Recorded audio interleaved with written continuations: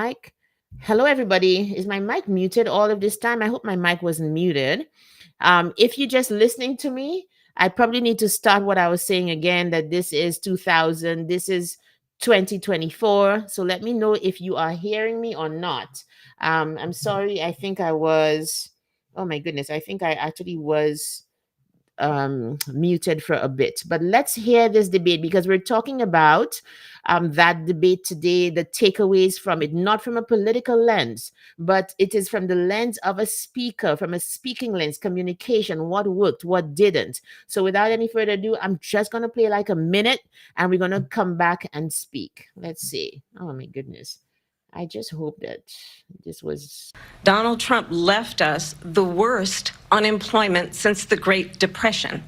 Donald Trump left us the worst public health epidemic in a century. Donald Trump left us the worst attack on our democracy since the Civil War. And what we have done is clean up Donald Trump's mess. What we have done and what I intend to do is build on what we know are the aspirations and the hopes of the American people. But I'm going to tell you all in this debate tonight, you're going to hear from the same old tired playbook, a bunch of lies, grievances, and name-calling.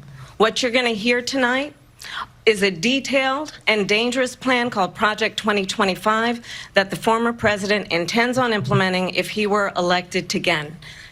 I believe very strongly that the American people want a president who understands the importance of bringing us together, knowing we have so much more in common than what separates us. And I pledge to you to be a president for all Americans. President Trump will give you a minute here to respond. Number one, I have nothing to do, as you know, and as she knows better than anyone, I have nothing to do with Project 2025. That's out there. I haven't read it. I don't want to read it purposely. I'm not going to read it. This was a group of people that got together. They came up with some ideas, I guess some good, some bad, but it makes no difference. I have nothing to do. Everybody knows I'm an open book. Everybody knows what I'm going to do. Cut taxes very substantially and create a great economy like I did before. We had the greatest economy. We got hit with a pandemic, and the pandemic was not since 1917, where 100 million people died, has there been anything like it. We did a phenomenal job with the pandemic. We handed them over a country where the economy and where the stock market was higher than it was before the pandemic came in. Nobody's ever seen anything like it. We made ventilators for the entire world. We got gowns, we got masks, we did things that nobody thought possible. And people give me credit for rebuilding the military. They give me credit for a lot of things, but not enough credit for the great job we did with it. Okay. All right, you guys. So let me know if you were hearing me in the beginning. I do apologize if you weren't. I think it perhaps just went. Let me stop sharing my screen so I can come back on. All right. Let me know if you can if you can hear me now. I apologize. I think it was on mute or something, but let me know. Okay, you guys. Now, what did you see?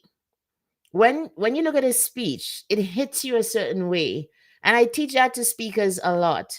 It hits you a certain way. And the way that a speech comes at you and lands on you has a lot to do with the preparation and what what the speakers meant to do in the first place. So the question is, what did Donald Trump need to do last night in terms of communication? And what did Kamala Harris need to do? I think Donald Trump needed to show up as himself. If this man had come and been any less like belligerent, if he had been any less what we were accustomed to, people would have been like, what is going on? But I do not think that he was speaking to either the host, like the moderators. He was speaking to his base, and he did that. Kamala Harris, on the other hand, needed to speak and communicate and debate in a way that showed her as certain things. So Donald Trump on one side needed to be himself. On the other hand, Kamala Harris, she needed to convince those people who were not of her ability to be commander in chief. Also, she needed to really show people who she was some more. Although people keep on saying they don't know, and I'm like, what else does she need to do? Like, do you need to be in her living room? Like, what do you need to know her? I think when people say that, what they actually mean is there is a level of authenticity to Donald Trump. Now, what is authenticity? Authenticity is being deeply yourself. Authenticity has nothing to do with whether I am noble or not, whether I am deeply positive or deeply negative. On it's nothing of the sort. It is I am true to myself, whatever that self is. And I think when people say that they don't know Kamala Harris, is because for the most part it seems like she is so scripted, and that is the truth. And on the other hand, the thing that has always gone for Donald Trump is that he's deeply authentic. He whether you agree with him or not, the degree of authenticity appeals to a certain sector of his base, and that is exactly what he's going after. And he did it last night as well. I'm not talking about who won. That's not my business here this morning. Okay. It is to look at them as speakers and to notice a couple things that you can take and you can use in your speaking life as a business person, or even in your professional life. Some things worked and some things don't. Let me tell you one of the things that worked: repetition on both. And I wrote down, I pulled down, I watched most of it last night. I fell asleep and watched some of it this morning, right? I pulled out places where each candidate last night used repetition. When you speak and you use repetition, what it does is to create a certain awareness and urgency in your audience's mind. When did they do that? When Donald Trump was challenged on the January 6th uprising that happened after he left and didn't want to emit office, he immediately, and the question was asked of him twice. And I want to commend the moderators last night. They were like very calm, tried to be objective, one more than the other. And one too was also like very, the word that I there's a word that means, oh my goodness, the word I'm looking for is like somebody's unflustered. No matter what happens across the board, reminds me of my husband. Across the board, they just remain the same. And the guy in particular last night, he was not flustered at all. At certain points, you could see that, especially when they were talking about abortion, the female moderators seemed a bit put out. Look at the body language. I always, as a speaker and as a speaker of a coaching, a speaker a coach who trains speakers, I always look at these public utterances from the lens of a speaking coach. Like, what are you seeing? How is it hitting you? What can I teach my clients so that they themselves are able to, in a sense, guide and direct whatever they put out, their message, which is everything. But Donald Trump, when he was asked whether he takes any responsibility for January 6th, what did he say? Deflected. In about 10 or 15 seconds, he repeated, and you're going to hear his base saying that it was Nancy Pelosi, it was Nancy Pelosi, it was Nancy Pelosi, it was Nancy Pelosi. When go back, you guys, look at what that part of the debate. When he said Nancy Pelosi, his voice went up. The conviction deepened. Why? Everybody knows that it was not Nancy Pelosi who was responsible for January 6th. But he creates enough doubt in people's minds because of the way that he's saying it. In other speeches and other interviews, I have heard people say that Donald Trump, he has told his people, keep on saying something, because it doesn't even matter whether it's true or not. The more you say it, is the more people are going to believe it. If you say it enough times, they're going to believe it. Now, that is not ethical. I do not subscribe to that, especially as a speaker who takes the craft seriously and knows what words can do to people. And I hope you feel that this morning, that in your own speaking life, wherever you are as a professional or a business person in particular who has to talk about your products and services, that there has to be a level of integrity. But he's very right. The more you say something, is the more likelihood there is that people are going to believe it. And so when he repeats Nancy Pelosi, you start to think, okay, maybe his base will just buy it. But even the person on the outside who has a more objective view, hearing it like that and not even having the tools of knowing that, this is just a tactic, it creates doubt in your mind. In your own speaking life, you can use it for good.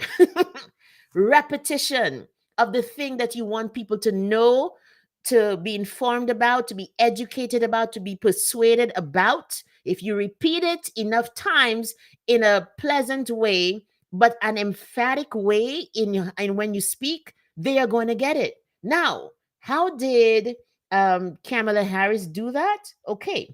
I think we saw it at the beginning of the little snippet that I played. I hope Facebook does not take down my life or LinkedIn or whatever. It was just a couple seconds, okay? She kept on saying, oh my gosh, I wrote it down. She says, there was a time she kept on repeating, what we were left with was, what we were left with was, what we were left with, what we were left with was. I hope you're understanding my accent. That repetition serves the same purpose. It's all, here's the word that I use to describe what's happening when they keep on repeating names. It is in your head and in your heart, relentless. When something is relentless, you can't keep it from coming. It keeps on, it just keeps on just rolling over. Okay. And that creates a sense of urgency and almost a sense that this thing is right and this thing is what exactly happened. In your own speeches, you can use it to your advantage. You can be relentless with the repetition of a thing that you want your audience to know and to believe. So that works. And then, too, even from a media point of view, and I teach my clients this, I do have a program for clients who are media facing. This is a one-on-one speaking coaching program called All the World's a Stage. And I've seen it blossom over the years.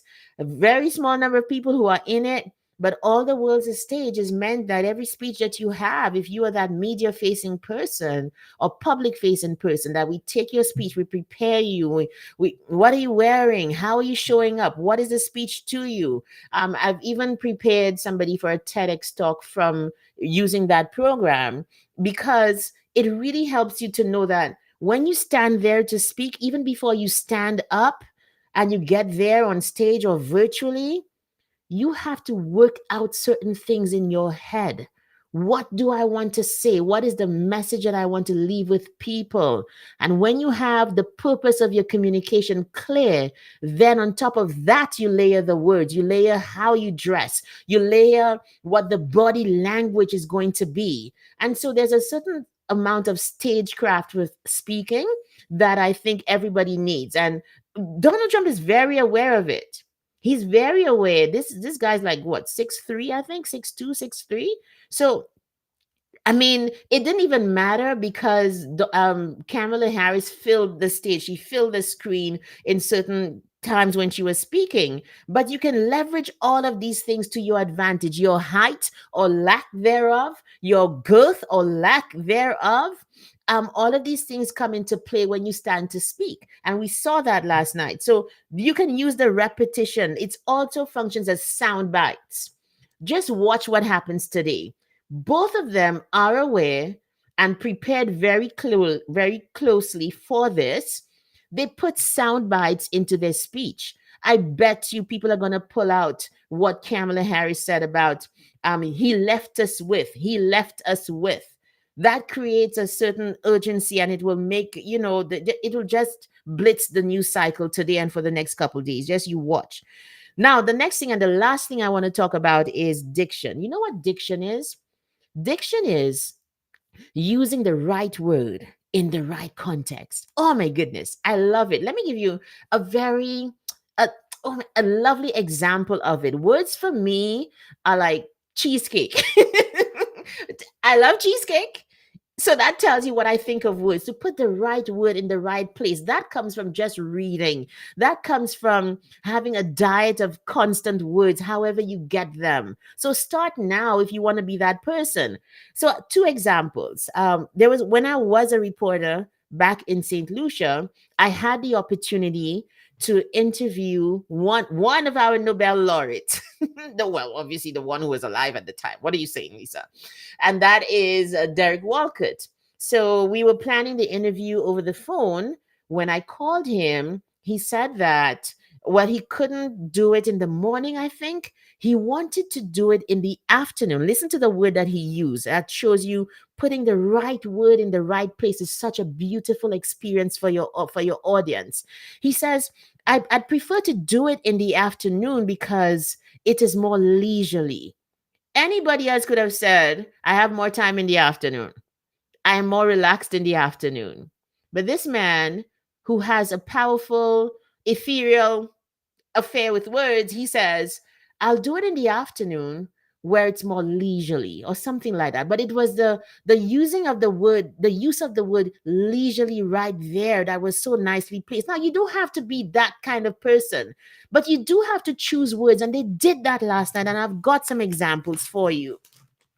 You do have to choose words that will evoke emotion and will send the exact message that you want to your audience. As a business person, as a professional, even in meetings, the use of words rightly are going to get you results. Let me give you an example. Even in my Speak with Confidence program, one of the modules is called Speak to Thirsty.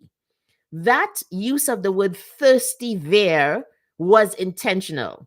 And I hope it hits you the way it has hit so many other people, because I think it works.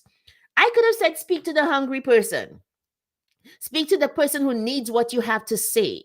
But what is it about when I say, speak to your thirsty person? Like this morning, who's my thirsty person? My thirsty person is the person who needs to hear how to speak. I've got a great product, but I can't speak.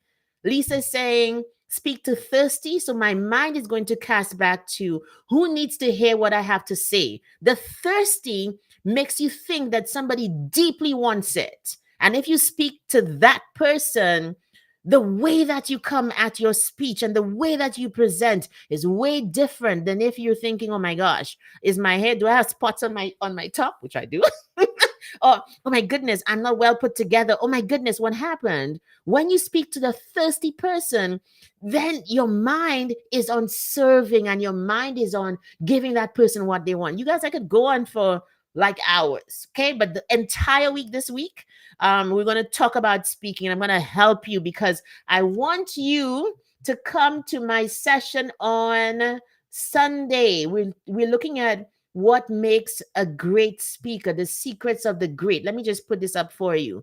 And so I need, no, it's this one. I always keep on, I need to take this out. Okay.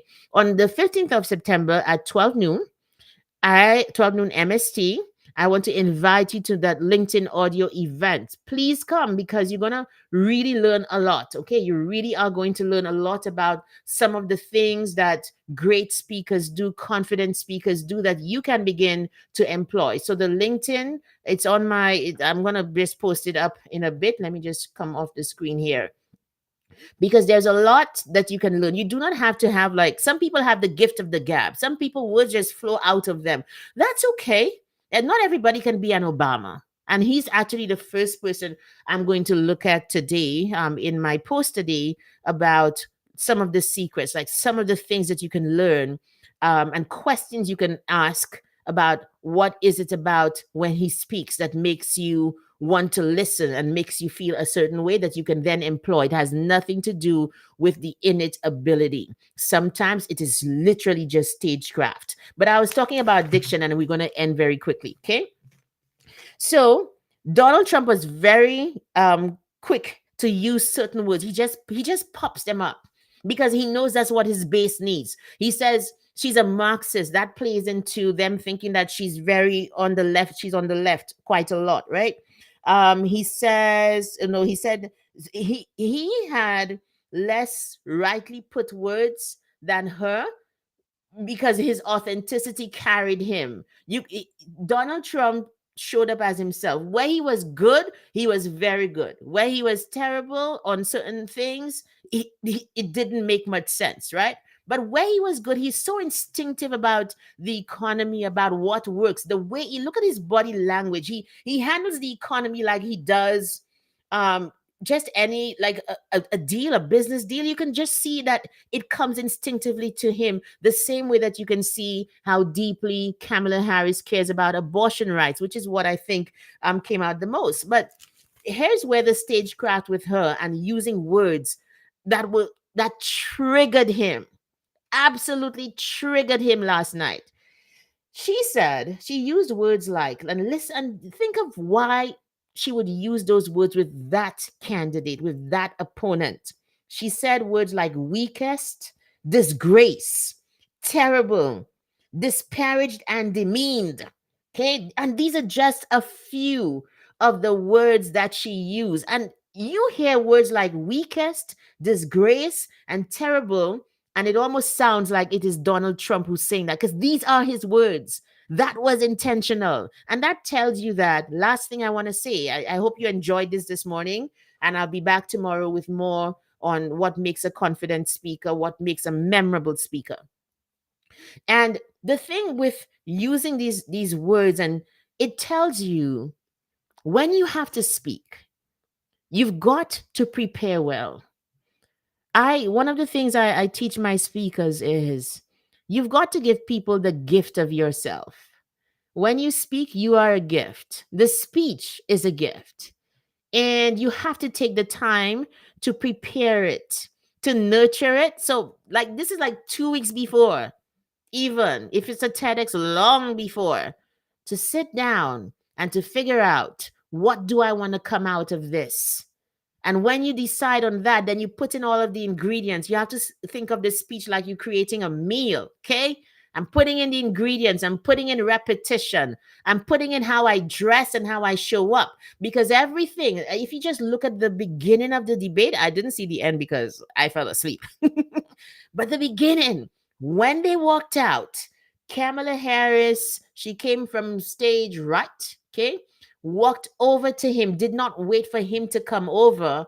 And so, obviously, what does that say? What is the message that's being sent? That I am not afraid of you. Here I am, shook his hand. You heard her voice a lot louder, a lot clearer than you heard his at the beginning there, setting the stage as in, I'm not afraid. Just classic Art of War. If anybody has read that book on how to discombobulate an opponent, and then they got into it. So I want you to look at the debate from the lens of a speaker, which is what I attempted to do this morning. I people are saying all sorts of things, and here's the last thing, right?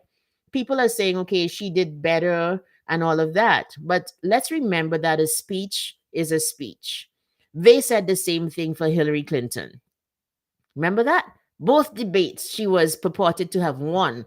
Stagecraft, going after the things that needle him. It's a deeply authentic person, I think, that can beat a deeply authentic person. That is what I don't need. That makes sense for me. But let's see what happens, right? So we saw them. We probably are going to see them again. I hope there's another debate, but from the lens of a speaker, as there are things that you can employ in your own speaking life to kind of bring it to life, to bring your message across, for people to know about your products and services, for people to be persuaded of a particular point of view that you are pushing, maybe as a professional in your office or the board of directors and so on. Don't just write a bland speech. That's like chicken breast without any kind of seasoning. Okay? Don't do that. Write a speech and deliver a speech and season it with parts of you and all of the tools of speaking that will make that speech and that presentation truly a gift to people. Okay, you guys, so we are at the 30-minute mark. Okay, this time is creeping up, so I have to exercise some control over here. Anyway, I'll be on 6 a.m. MST tomorrow, and we're going to continue talking about what makes a speaker, a speech memorable, a speaker great, that kind of thing. I'll present another speaker, hopefully not political this time, for us to talk about, because there are many of all races, persuasions, countries, etc. So DM me, let me know if this was helpful. Tell me what kinds of speakers you admire, what kind of speakers you think I should explore and present to our audience here